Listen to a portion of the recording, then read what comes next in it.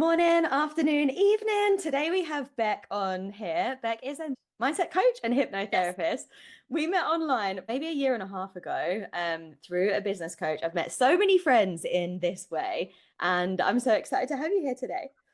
Thank you so much for having me, honestly. And it's really lovely because we were saying just before Effie clicked record, we did a live like a year and a half ago, and then you came on my podcast, and now I'm on your podcast. So it's fun.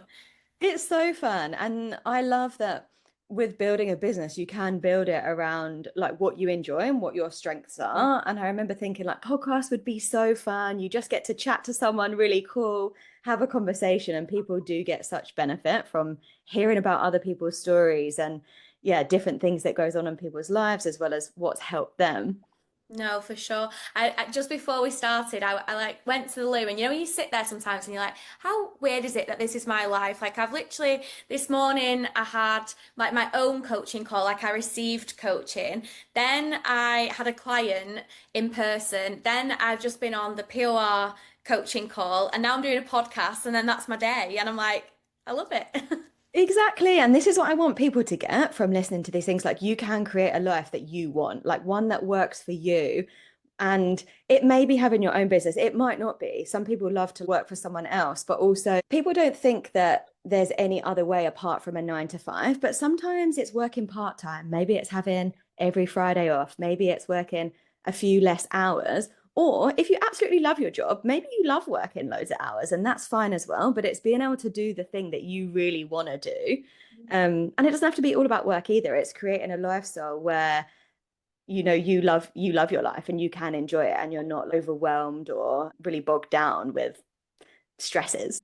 No, 100%. And I think it changes as well. Like your priorities shift as you go through like different seasons. And I'm seeing that at the moment. Like I've been very career focused, I guess, like most of my 20s. Like I think I put a lot of pressure on myself when I was younger to like do really well. I was like, I really want like to be successful and I want to help people and all of this stuff. And then, through my whole 20s, it's been, me finding out about what I want to do, then building the business and doing all this stuff. And now I'm reaching a point where I feel like I've kind of established myself in some way within like business and within like the coaching world and doing my hypnotherapy. I'm now going more down the psychology route because that's what my background's in with my degrees, but I'm doing my PhD at the moment in organizational psychology. And I had like a bit of a moment last year. I was like, oh, if I go and do this, does this mean that I'm not serious about business? Because I was thinking about applying to do the PhD. I was like, does this mean that I'm not serious about business because I'm going off and potentially like exploring an academic career, you know? But I think you have to give yourself that permission slip of if something feels like the right thing for you, if it feels like you're getting that nudge that's like, this is something that you should be doing, this is something that's like calling you, then you can make it work anyway. Because I've just been able to balance doing both over the last year, and hopefully we'll continue to balance that over the next 3 years. So, and I don't know what will come of the other side of it, but I just trust that it'll be wherever I'm supposed to be. Yeah. Yes, definitely. Everything evolves, and it's being able to take the steps that we think is right for us in this moment in time, Yeah. and then know that that can change and shift and evolve. And that can be so amazing. When I first started my business, I started with group programs and working one Yeah. on one. And I thought I would run the same group programs every year. I thought, yep, going to be doing balance, going to be doing explore your purpose every year. But then in the next year, I was like, oh, I want to do a podcast. I want to do in-person events. And then it's giving yourself permission to change and to shift and like let what excites you lead you and follow those nudges, follow your intuition, because it is going to guide you to exactly where you need to be. Yeah, 1000%. There was this conference 2 weeks ago that I spoke at, and they had like a bit of a careers chat with the first year PGRs. And I remember at the beginning of the year, I was like, yeah, I'm just here to kind of like do my PhD, to get that qualification, to become like a psychologist, but I don't really want a career in academia. Like, that's not on the cards for me. Like, I want to go straight back to business. And then I was sat in this careers talk the other day, and I was like, maybe I could see myself doing some kind of like role within academia as well as running my business. Like doing something like two things alongside each other. And I think like, before I was very like narrow-minded about no, this is just serving this purpose. But now I'm like, no, it could open like so many doors for me. And I think, like you said, it's kind of going with what excites you and what feels good. And Yeah, that's what I'm trying to lead by now. Definitely. And that you can do it all. Like you can do different things. Our business coach, Jess, from back in the day, I remember she said something like, there's this version of you now, and where you think you want to go can feel somewhere that's really far away. And I think that kind of maybe it sounds a bit like when you first started, like, oh, I don't know if I'll actually do this. And I was exactly the same. When I started doing my holistic health coaching course, I was following my intuition. I was like, yep, this is what I want to do. I'm going to do the course. But when I was actually doing the course, I was not thinking about actually doing the work, like starting Yeah. the business. I was just like in the learning. And you forget that throughout all the training, you're getting closer and closer to where like starting feels okay, you know? Whereas if I'd have told myself before I started the course, like, oh, you're going to have to do this coaching now, you're going to have to imagine working with clients, it would have scared me so much that I could have just put off doing it. But yeah, we're always becoming the like next level version of ourselves, and it gets easier and easier.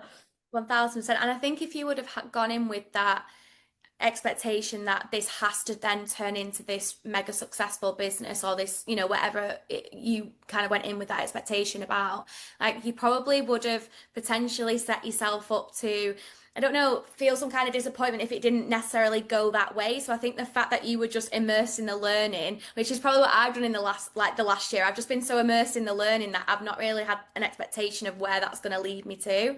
You're just being in the process of what it is you're doing. And I think yeah, like you now, your business is absolutely booming and thriving because you had no expectation. You just, you went with it and did it. And I'm hoping that's what's going to happen for me. Yes, I think it is that mixture of the feminine and the masculine energy. Like, how can I take the steps and keep taking those like small actions, no matter how small they are? But then also, how can I go with the flow and listen to my intuition and take action on that rather than having to plan everything? Because, yeah, it's amazing to have the plan, but it's not always going to be the thing that serves us the best.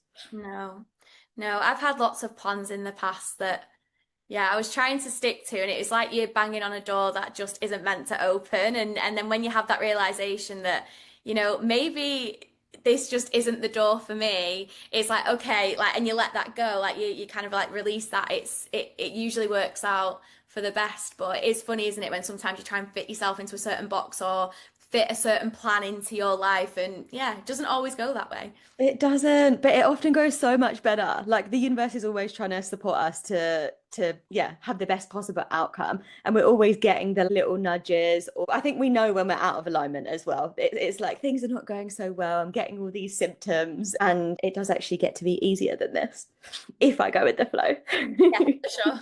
Definitely.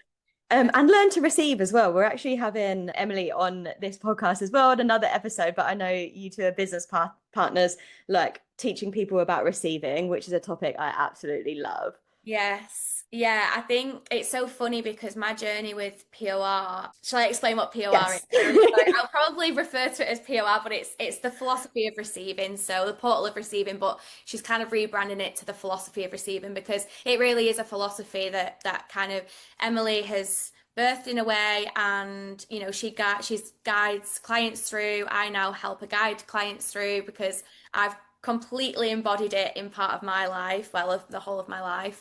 But yeah, it was funny because I started as a client of Emily's, and the reason for that was I was so drawn to what she was kind of talking about because I used to be like a huge people pleaser. And also I really struggled with receiving, like accepting help, even receiving compliments, like with money, like I didn't have a great relationship with money either, and it was like it felt like it was really like rippling across all my life, this whole like poor relationship with receiving. And I spent a year in the membership, and yeah, completely transformed my mindset. And now I just live my life by that philosophy fully. Love it. Love it. And it's something I've really actively been trying to do over probably the last year and a half as well. And it is crazy when you learn to receive and you actually want to receive and feel safe to receive how much you receive. I'm like, oh my gosh, I cannot believe that I am like receiving these things every day.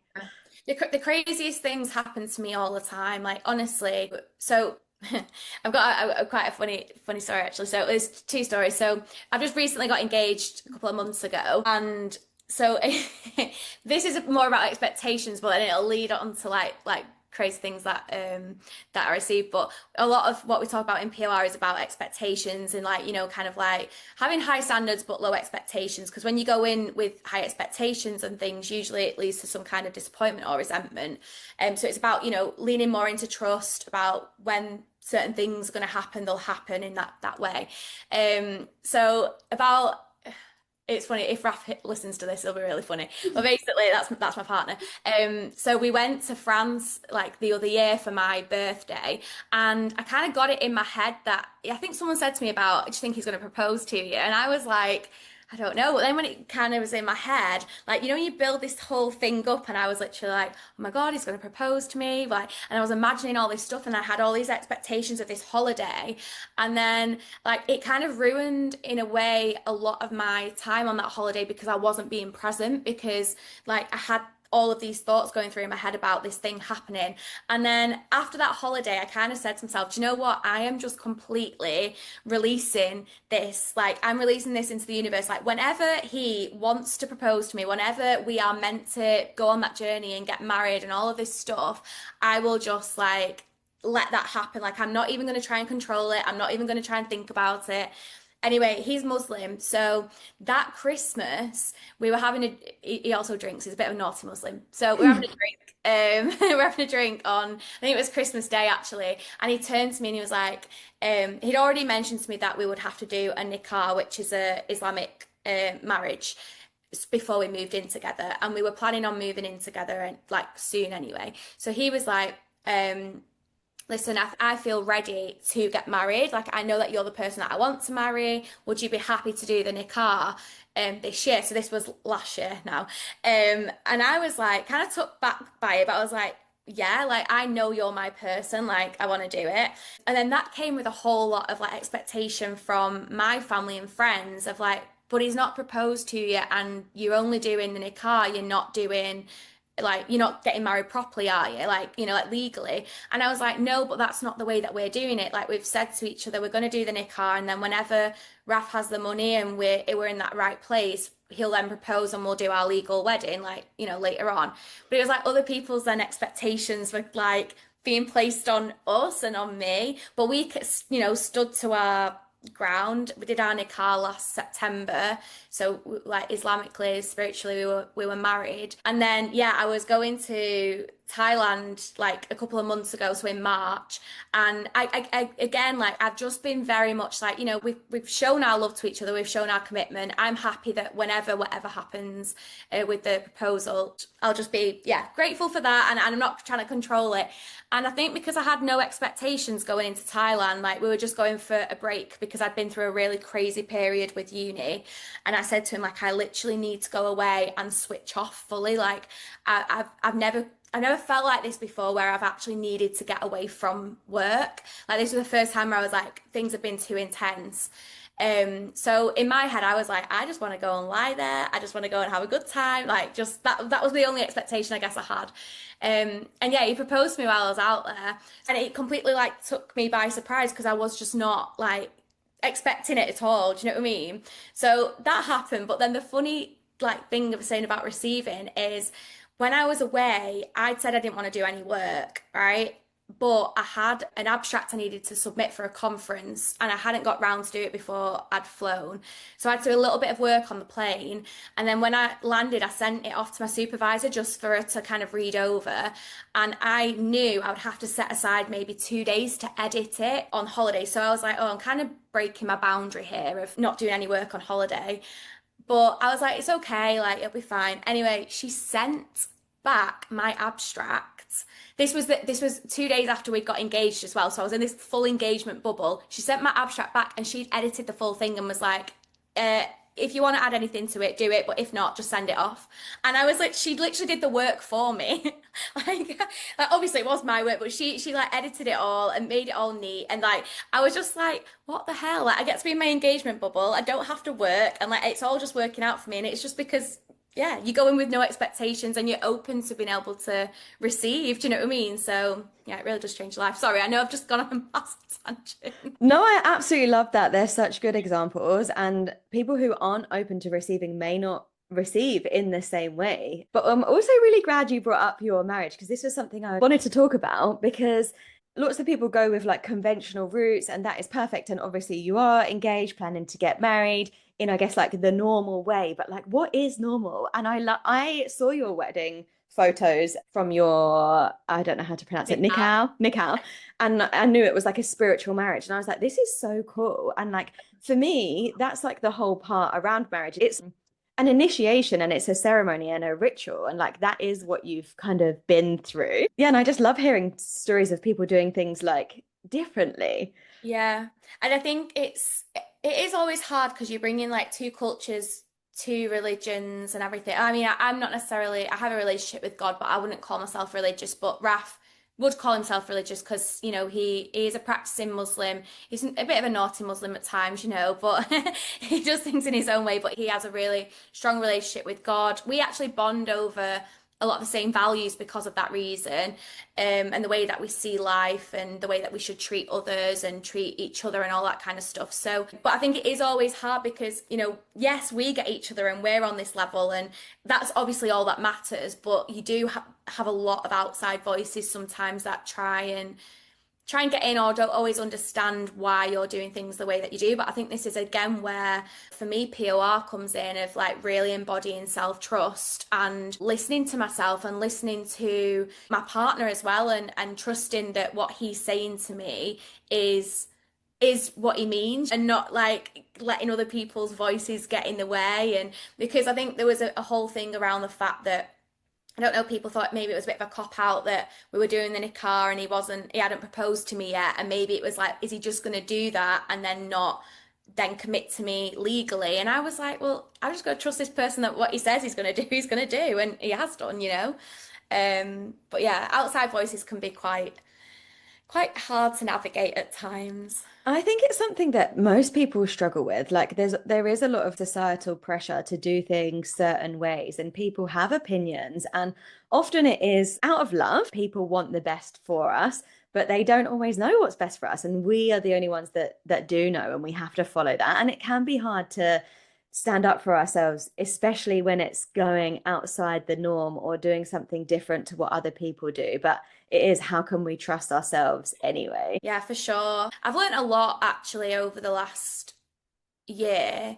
Um, I know I've been talking about all the positives with this, but there's actually been, if you don't mind me talking about this on here, but I feel open to sharing it. And there's actually been a lot of negativity from some of people in my family and some on his side, but mostly from my side of the family. And it's tested my, how do I even put this? Like, I've learned a lot about love. I've learned a lot about unconditional love. And I've learned a lot about how sometimes people can't see past hate. And actually, that's a choice they're making. And even though I love this person or these people, you sometimes have to take a step back because that's the right thing to do for you. Do you know what I mean? No matter how much you love them, you've got to take a step back because they're choosing hate. So I think that's been a journey in itself over the last year as well, like really coming to terms with that and like choosing who I'm going to keep in my circle and who I'm not because of certain opinions and views and X, Y, and Z. Yeah, and we all have these challenges, and this is kind of part of life. And I love that you've shared this because I think a lot of people, especially with like coaches and other people they see online, they see all the good parts of their lives, but Yeah. don't necessarily see the struggles. And it's everyone struggles. We're not immune to it, and it is normal. And I've had more challenges over the last year than I've had in years as well, with like separating with a long-term partner, and then life's so different and it wasn't what I was expecting. I didn't realize how much safety and security I felt within a relationship that I wouldn't feel when I Yeah. no longer had it because I felt like I was a super independent person. Um, yeah, and I think so many people have reached out to me and been like, "Oh, I've loved you sharing so vulnerably and knowing that other people are going through like similar things to what I am." And relationships are such a big thing. Friendships, relationships with family, and romantic relationships that people are, yeah, finding challenging. Yeah. And we Yeah, I have to think let them. We have to let people, like, yes, we can communicate with people and communication's amazing, but also we can't control how other people act. And if they're not acting or being respectful, if they're like going over our boundaries or not treating us the way we want to be treated, sometimes we do have to let them go. Yeah, and it's funny because when you think about heartbreak when you're younger, you like I don't know about you, but for me, I've always seen heartbreak. It would always come from like breaking up with a boyfriend or a partner or something, like the typical heartbreak that you see on TV. But actually, the heartbreak that I've experienced over the last year has come from a family member, and like I never ever saw myself like having my heart broken by this person. And I think it just, you know what I mean? Like you realize that actually you really need to expect the unexpected in a lot of ways in life, because things aren't always as they seem, or people aren't always as they seem, or people act in a way that you might not even know that they have in them. But I guess you've got to take each day as it comes, don't you? And kind of like roll with it. And also look at what it's teaching you, but know that not everything has to be like this big lesson. Like, also, it can just be something that does feel really shit, and you're allowed to like feel it. Do you know what I mean? Yeah, and just because someone's like a blood relative doesn't mean they have to be in your life forever. I think that's something that people find challenging, thinking, oh, I need to keep this person in my life because they're a family member. Yeah. Yeah, it's a really funny one to navigate, but I feel like I'm getting to a point of peace a little bit, not fully, but like I'm coming to a more point of peace. I think purely because I'm seeing it through the lens of, like you said, it's like I've tried to communicate and I then can't control what that person does back. And if they're making certain choices, then that's out of my hands and you've got to let it go. Otherwise, it Definitely. drives you insane. And also, like a lot of the time, how people act is not really anything to do with us, and often it's not personal. It's just a reflection of all their life experiences, their Yeah. beliefs, their expectations, and how people respond is really a reflection of them and everything they've been through. Yeah. It's hard not to always take it personally, but yeah. No, do you know, I think because of a lot of the work I've done in the past, like I have been able to see that. Like I know it isn't necessarily directly about me. I know it is a lot of deep internal things going on with them, but I think the one thing that I have struggled with the most is like I just don't understand how people like I think this is just for me, like I really struggle to comprehend how people can choose like hate over love. Like I just that's just something I don't think I'll ever understand. I kind of have to accept that some people do. That's how they choose to move. But like that's the one thing that I've been struggling with. Like how can you choose hate over love? But that I guess that's just because that's the way that we are. Like I would always choose love. So I don't know. Definitely. And then it's like, oh, I feel so grateful that this is my mindset and like my beliefs. Yeah, love that. I'd love to hear how you got into like mindset work and hypnotherapy. Yeah, so me, my family, we all have a history of, I guess, struggling with mental health. Like it's been something that has been a topic, not necessarily one that's spoken about, but something that I've been very aware of since I was a child. And I've seen a lot of people in my family struggle a lot. And then I had my own struggles throughout my younger years, teenage years, early 20s, mainly anxiety. What I thought was anxiety, it was like what I put it down to. I was just an anxious person. I recently got diagnosed with ADHD in January, actually. So I am learning a lot more about myself at the moment, which is really helping because there's a lot of things about my behavior that I'm like, oh, okay, this makes total sense. But a lot of it I just put down to yeah, just being like this super anxious person. And I kind of labeled myself as being an anxious person when, I'm not. But yeah, I guess that kind of sparks my interest then in not only the mind, but I guess people's behavior, like why people act the way that they do. And I got really obsessed with psychology when I was in my A level time, like sociology and then psychology. I really liked sociology, but then I kind of started going down more the psychology route because it was like I don't know, I just found it so fascinating. And then I kind of put myself in a box where I was like, I'm going to become a clinical psychologist. So it's like this plan thing, where I was talking about before, where you kind of put yourself in this plan. And yeah, so in my head, I was going to become a clinical psychologist. I was going to do my doctorate and X, Y, and Z. And I did pursue that for a while. So did my undergrad. I did a master's in clinical and health psychology. I worked in a mental health hospital. I was a support worker, and I really loved that work. But I really struggled with the system. Like I didn't like the lack of control that I had over how I could help people. It felt very tick boxy. It felt like there was a lot of like rules on things, and I didn't always agree with things either. And then you can't really speak up because, you know, you're in this system that tells you that you've got to do things a certain way. And I felt kind of suppressed in the way that I could help people. And I had this like intuitive knowing, I guess, that like I was put on this earth to serve and to help others, but this just didn't feel like it was the right way of doing it. So in a way, I felt kind of guilty because I was like, oh, you know, these are people that I know would genuinely benefit from my help because like that kind of system, you get a lot of people there that are just there to do the job and they're not really there as much because they have a passion for mental health. Like I've seen it a lot. People are there, it's a paycheck to them and you know, but I thought at the same time, if I stay in this system and I stay pursuing this, potentially I could end up hating my life basically and like not enjoying what I was doing and not being able to be my best self so that I could help others. So yeah, so I kind of had like a bit of like a I don't know, like I had no idea what I was gonna do. I left that job and I was honestly in just a bit of a state of like, right, what the hell do I do now? And when I was in my second year of university, my first degree, my undergrad, I did a hypnotherapy placement. And it was so funny when I look back now, because I'm like, you know, at the time, I never in a million years thought I would become a hypnotherapist, like ever. Even doing the placement, like I really enjoyed it. But there was still a part of me that was like, you know, not that I didn't believe it, but I was like, I don't know, it A just little did. bit skeptical. Yeah, like I think that skepticism did come out, and like obviously when you do like a traditional kind of like psychology degree, yes, you talk a lot about the brain and brain chemistry, and you know like you go into all different types of psychology, but do you really talk about the subconscious much and things like this? No, like it's not really. You don't really delve into like that kind of stuff. They talk about the psyche, I guess, but they don't really go down that route. Like that route seen as more like pop psychology or more like woohoo kind of like spiritual psychology, you know? The closest you'd get to is have you heard of positive psychology? Yeah.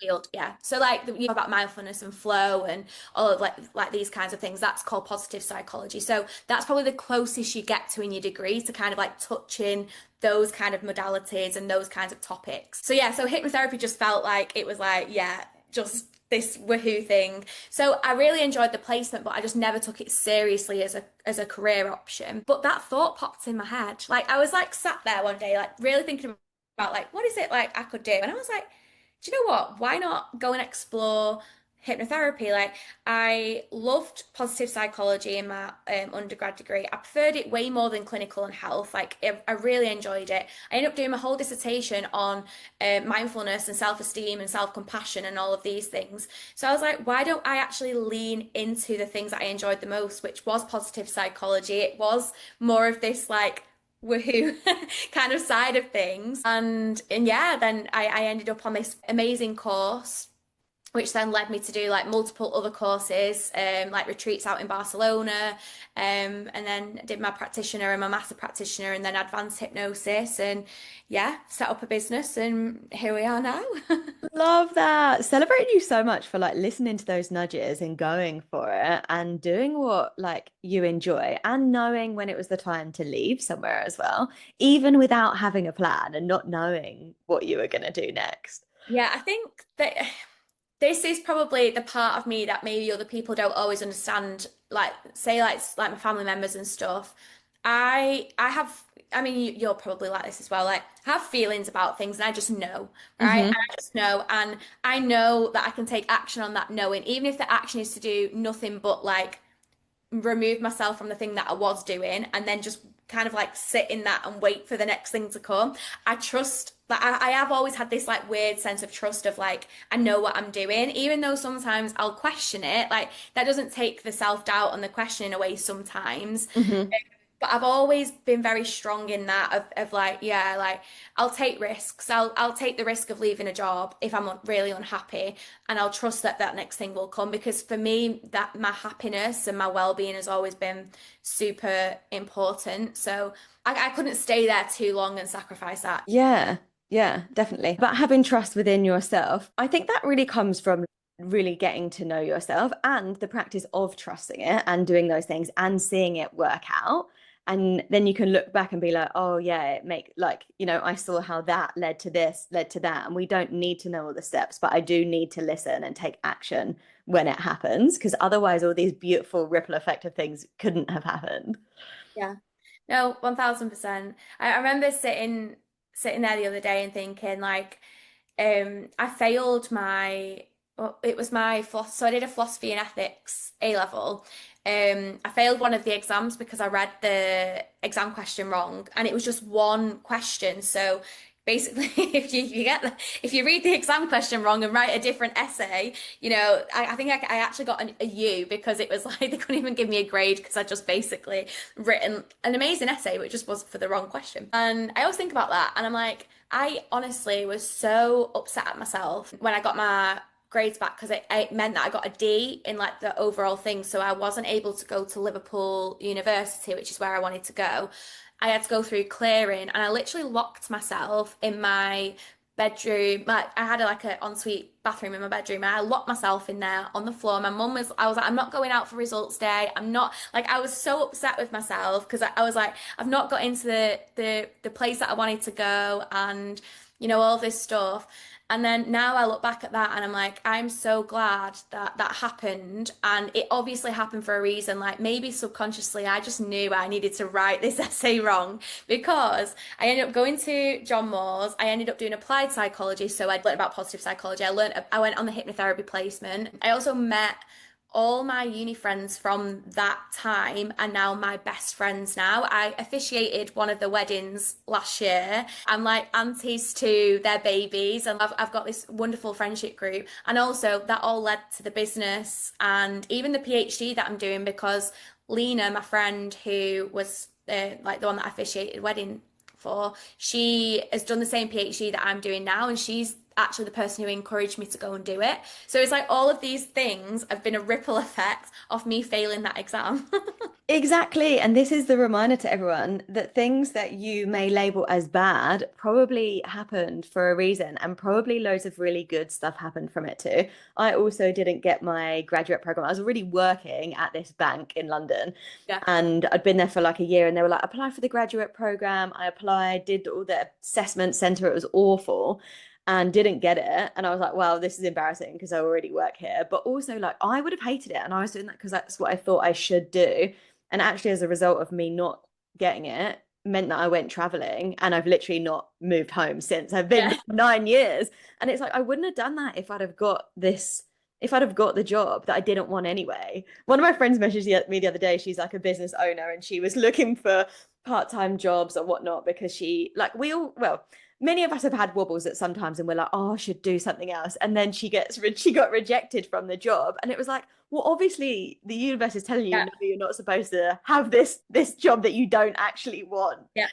But no, honestly, do you know how many times, and I'll admit this, how many times I have gone and applied for random jobs because I've been having a breakdown about my business, like, oh, it's not working out. And then I'm like, right, I'll spend an afternoon applying for these like random things. And then I get rejections through, and I'm like, yeah, of course. Of Like, course. of course. Like, because I'm meant to be doing this thing, I was just having a wobble. And I even sat in on sat an interview, like an online interview for Bupa, to do like a mental health practitioner role. And I remember sitting in this interview, and I could hear the words coming out of my mouth. And it was like I was I felt like I was like self-sabotaging myself, but in a good way. It was like I was sabotaging the questions, because I was like, in my head, I was thinking, I don't want to work for Bupa. I don't want to do the nine to five. Why am I sat in this interview? So it was like my interview questions were just really like, my answers were just terrible. And afterwards, I was like, yeah. Like, I know I've not got that, and I'm totally okay with it, because why have I just wasted my time doing it? But sometimes you need the confirmation, don't you? Of, Yeah. like, no, I am on the right path. Yeah, definitely.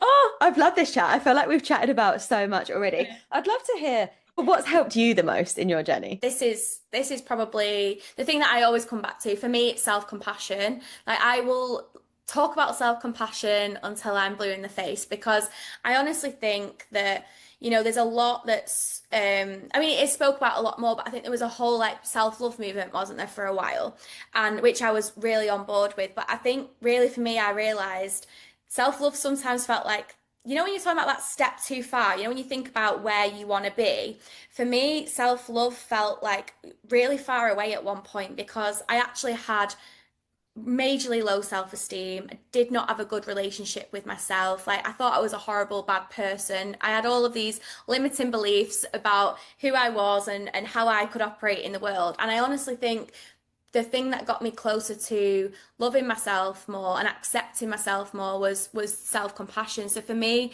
I would say if there's anything that I would drill into people to like be practicing as much as they can on the daily, it is to have compassion with yourself because I think if you can hold your hand like through things, you're going to get to the other side much quicker. If you're that person that's constantly beating yourself up or constantly putting yourself down or, you know, telling yourself that you shouldn't be doing this or you should be doing that, being hard on yourself, you're making like obstacles, even more obstacles for yourself. You're making it like a whole, what's it called? Thingy course, what they call like a Obstacle course. yeah, Yeah. an obstacle course for yourself. Whereas like if you held your hand through it, you get there much quicker, much smoother, and much happier. So yeah, I think for me, self-compassion has been a major one.